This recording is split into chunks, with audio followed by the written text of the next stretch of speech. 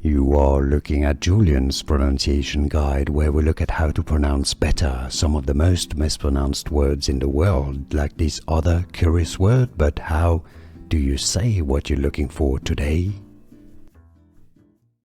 Let's learn how to pronounce this brand name. Swedish company known as H&M, Hennes and Mauritz.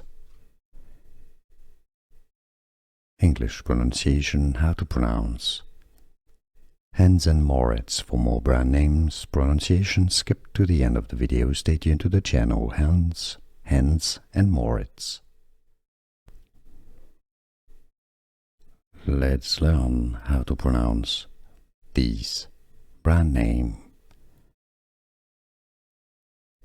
Swedish company known as H&M, Hennes and Mauritz.